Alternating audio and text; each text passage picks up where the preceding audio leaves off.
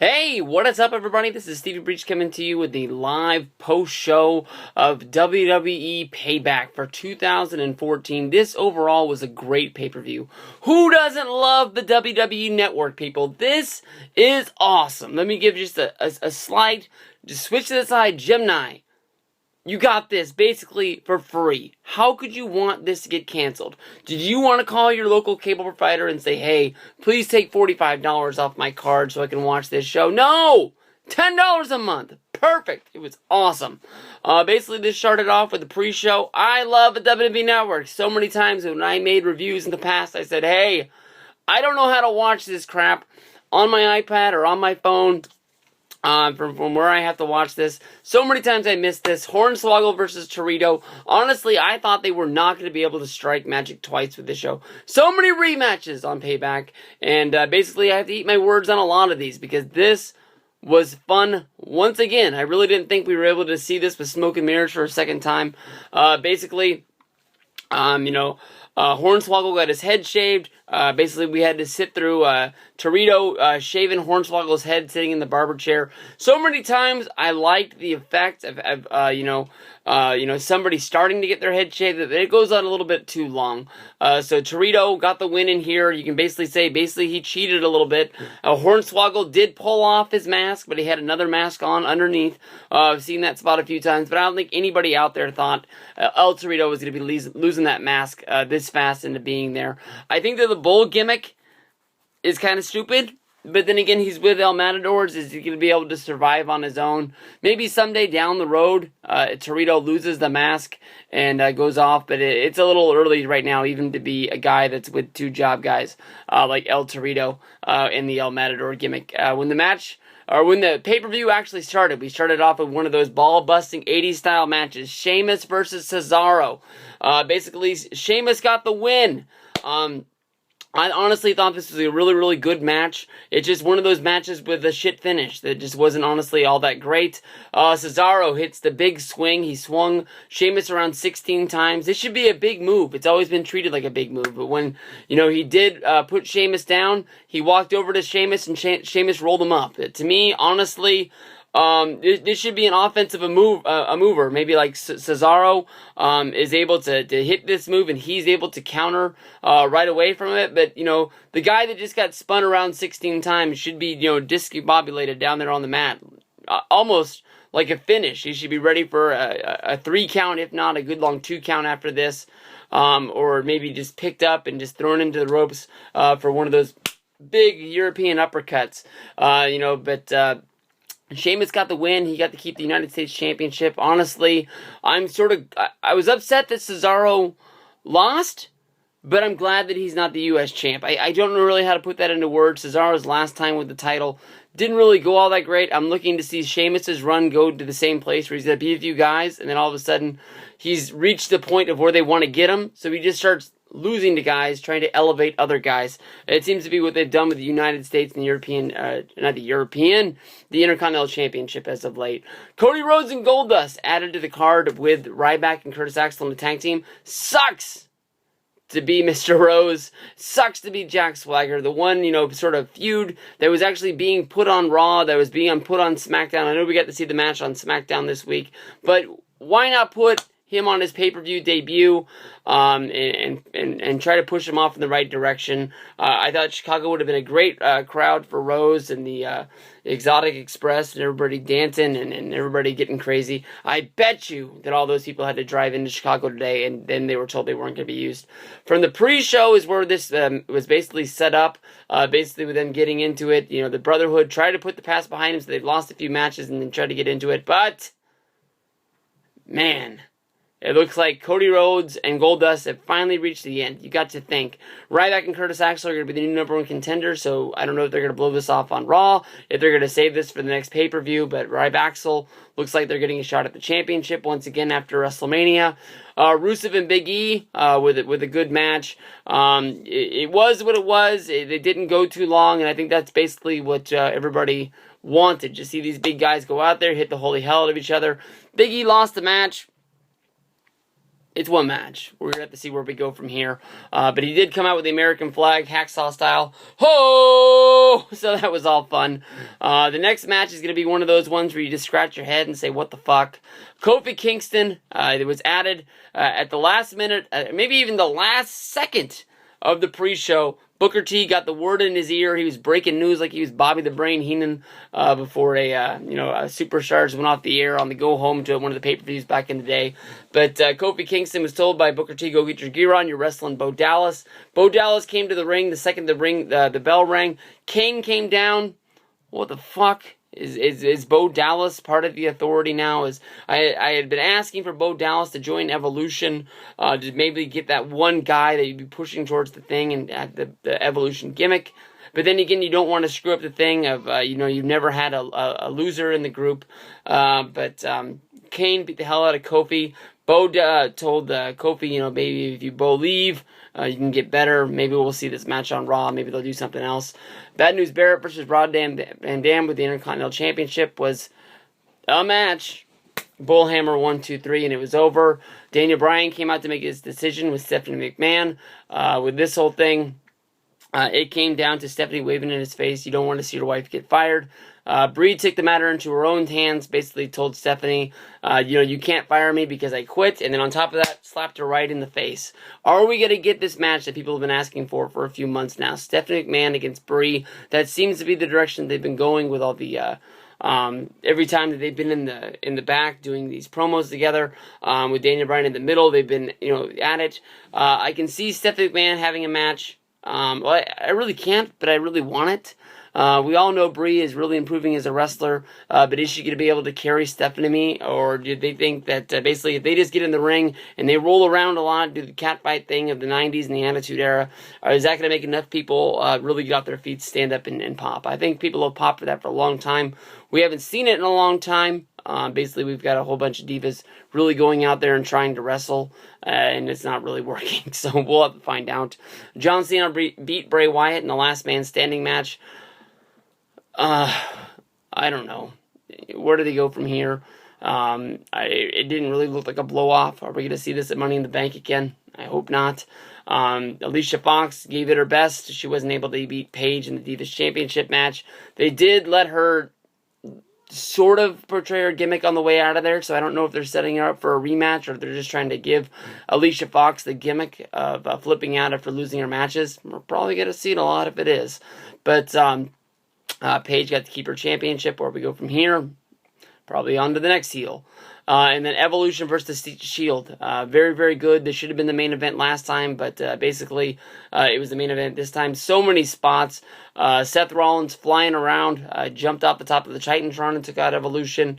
We saw the big spear from Roman Reigns a few times. We got to see Dean Ambrose highlighted. Are these guys ever going to break up? I'm not sure where you go from here with the Shield. There's no other, three-man band. There's no other three-man bands out there except for the three-man band. You're going to have to sort of put together a team of guys or maybe have them go on their way and start doing singles matches. And where they're a stable, where they're not really a tag team. There's been rumors of Roman Reigns versus Triple H, and so on and so forth. So it's going to be fun and entertaining to see what happens with Monday Night Raw tonight. Still waiting to sit down and crank up the WWE Network and rewatch Payback and give it one more time. But I'm sure everybody out there in Chicago, whether if it's Kevin, whether if it's Mike, or whether if it's Rai Rai, I think they all got their money's worth. They all got a good show. I noticed that it was worth it. It was fun. WWE Network, $10 a month, best money spent in the world. There is going to be some serious shit going down. WWE Payback review coming to you here. This is Stevie Breach coming to you live from the Wrestle Center here, watching Payback on my WWE Network. Everybody loves it. Basically watching this for free of charge on the WWE Network. Oh my God. We just saw Daniel Bryan's decision. Stephanie McMahon brought him out there to the middle of the ring trying to figure out who is going to be the WWE Champion. Lots of talk out there about Kevin's pictures being sent out there from backstage at Payback today with the Randy Orton side plates on the WWE title, where they're going to strip him, give the belt to Orton, and then have a fighting champion for the next little while. But no, That did not happen. Daniel Bryan came down to the center of the ring. He had his whole decision all put out for him by Stephanie McMahon when she was demanding the titles back, saying, give me those titles or Brie is going to be fired. Brie, of course, one of the major players in the Divas division, as well as the major player for the whole Total Divas. You can say that she is one of the biggest stars coming out of that show. But what an awesome moment. The Brie steps up. She takes the decision right out of Daniel Bryan's hands. She quits the WWE and slaps Stephanie McMahon right across the face, basically calling her a bitch, bringing back the Attitude Era. Everybody's going bananas right now. Bitch on a pay-per-view on the WWE Network, man. Who would have thought that that word would have so much value to wrestling fans these days in 2014? But oh my gosh, we now know that Daniel Bryan is going to be champion for the next little while, unless the Authority steps up to the plate and decides that another ultimatum needs to be made. We need to find a way to get Daniel Bryan back to health before the Money in the Bank pay-per-view. I've heard all the rumors and I've heard other things. Now the whole thing is we have to find a way for Brie to be brought back to wrestling. You know, so many times you see people quit, get fired, or lose a match here or there, and they're just brought back with nothing to it. Who knows, maybe they'll find a way to use this as an angle into Total Divas and bring this to fruition. The crowd going crazy out there in Chicago. At least the CM Punk chants aren't as loud as I thought they were going to be. We're going to find out how that Blackhawks games ends up on NBC, them going head-to-head with the LA Kings. CM Punk tweeting a whole bunch of nonsense. Dude, we love you as a pro wrestler. Please just talk about pro wrestling. That's about it for me. Hopefully everybody out there is enjoying it. WWE Network, awesome as always. Pre-show match. Pretty freaking good. Looking good. Looking forward to doing a good review tonight on this show, because everything's been up to standards. Nothing real big's happened tonight except for this, but it's been a good show. Good, fun show. Better than our Monday Night Raw. And that's what I was thinking these things were going to turn into on the WWE Network when they went to live free pay-per-views. Thought there was going to be sort of bonus, extra, super special shows.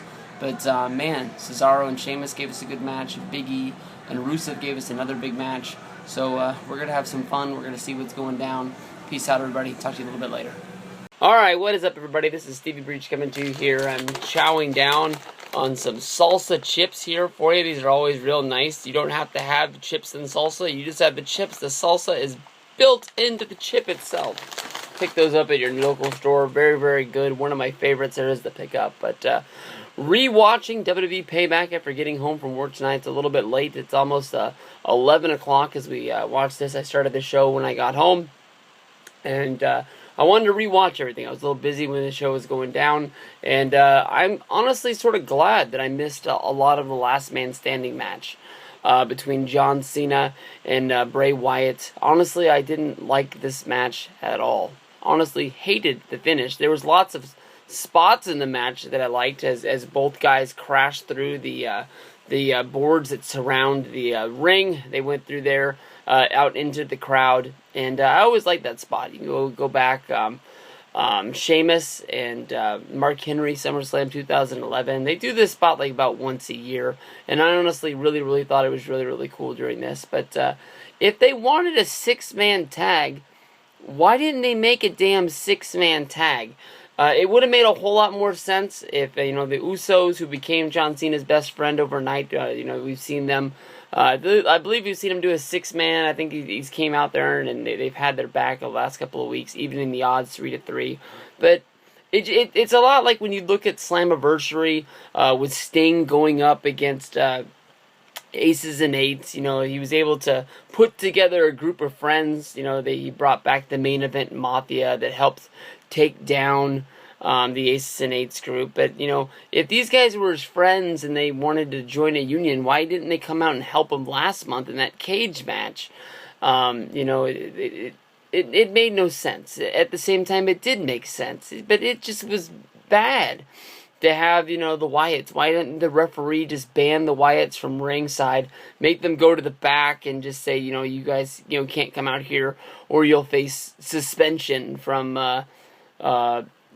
I guess, general manager Brad Maddox or something like that. Just say that, Cena has to fight his own fight, Bray Wyatt has to fight his own fight, and build the match from there. Having the Usos come down there as the tag champs just to have Cena's back, and they did a couple spots. One of the Usos did a drop with Luke Harper off the top of the ring ropes, and they went through a table. It looked like Luke Harper, who was performing the move, actually took a big blunt of the impact when they went through the table. But very, very stupid to make this into a 6-man tag.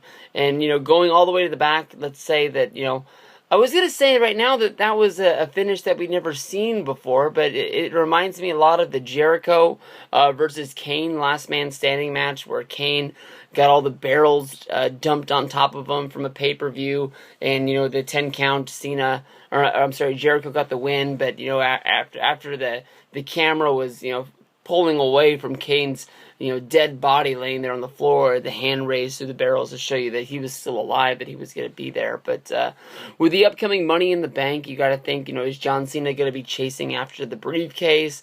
Is John Cena and the Wyatts going to happen one more time? If I had to put my bet down on the table right now, honestly, WWE loves to beat a good feud into the ground. This did not feel like a feud ender to me. I honestly think that this was the last man standing match. Maybe from here you go to an I Quit match, and maybe that's going to be it. But I think they did an I Quit match at the Extreme Rules, so maybe they won't want to finish that up or follow that up so fast. But John Cena, to me, is the kind of guy who normally always pulls up and always has a good match. But this just had a bad feeling of just putting together, a bad situation. If you wanted a 6-man tag, make a 6-man tag. If not, have the Wyatts and have the Usos stay in the back, and let's just see what these guys can do. Bray Wyatt is a guy that I do believe to have a good match in there. John Cena always knows exactly what the crowd wants. If he can get any reaction, whether it's for them to hate him or them to love him. He holds that crowd in the palm of his hands most nights. And Chicago would have loved to boo John. We saw everybody going crazy for Bray when he was coming out. All those lights, it seemed like everybody in the whole place was holding their iPhone up, lighting that whole arena up. It was a very, very cool scene. Just wish the match would have been better. To me, they didn't deliver. It wasn't that great. I'm guessing that they're going to have one more match, but hopefully these guys will go in their separate directions, and we'll see them somewhere down the road. Because both of these guys, they ain't going nowhere, and that they're going to be on top. So, peace out. Hey, what is up, everybody? This is Stevie Breach coming to you here. Big time surprise here from the end of the Payback pay-per-view. The Shield getting the clean sweep over Evolution, depending not only not one, not two, but 3 members, and just a total just abomination, just beating them. I thought no way in the world they were going to be able to top last month's match. They were battling all over the arena, all through the crowd and everything like that. It was just a repeat of that. Bodies laying everywhere. No one really had the stiff advantage, but there was at one point in the match that I think everybody is going to think of as one of the best. Evolution was beating everybody up. Rollins had disappeared. He climbed to the top of the Titantron and suicide dived down on all 3 members of Evolution. That was the big tide-changing piece of the match. Once everybody was scooped up and into the ring, basically it was the big spear from Roman Reigns, which took out Batista. The only thing was that once guys were eliminated, they weren't really getting to the back. Dean Ambrose hit Randy Orton in the back with a chair and was able to get the win, and after he was eliminated, he was able to slip the sledgehammer in there to Triple H. And I don't think there's anyone out there that's basically going to say that once Triple H had the sledgehammer in the middle of the ring, he might as well have had a shovel. I thought he was going to pin all 3 members of Evolution and basically get a flawless victory of his own, pinning all 3 guys on his own, and maybe that would set up the Roman Reigns versus Triple H SummerSlam match that so many people thought was on the books for this year. We're going to have to see what goes down with that. But Triple H standing there in the ring never got to hit anybody with a sledgehammer. Seth Rollins came in, did a flying attack off the top rope, took Triple H down, which set up Roman Reigns for the big, huge spear that everybody loves to see. And it was 1, 2, 3, and it was over. A flawless victory right there in the middle of the ring at Payback, capping off an awesome show that I think a lot of people basically didn't have any expectations for. It really stepped up. It really did deliver, and for a free show, on the WWE Network. Basically, I think everybody got their money worth. Everybody out there who doesn't have the WWE Network, this is the reason why you need to sign up so you can watch wrestling like this. I think that with no CM Punk, basically with no Daniel Bryan, I think a lot of people thought that this was just a throwaway show. And it really did step up and it really did deliver. I'll do a full show a little bit later, a review a little bit later tonight once I'm able to re-watch the show. I was a little busy during it. We'll have to see what goes down from that. So it'll be a little bit later tonight. But this was a lot of fun. Shield beat them down. Where they go from here, I'm not quite sure. Batista's going to be going out doing some Jimmy Fallon, and I guess Conan O'Brien and some shows like that, promoting this big Marvel movie, trying to see if he can become the next Rock and maybe elevate his star up in the world a little bit. We'll have to see where we go from there. But very, very fun. You know, what does the Shield do? I thought this was going to be the end where they crumble up and die, but they got the big win over Evolution. Triple H continuing to elevate stars. He knows that's what's going to be the backbone of his company. He needs to make some if we are going to build anybody up. So, from the Wrestle Center, Stephen Breach, peace out, everybody.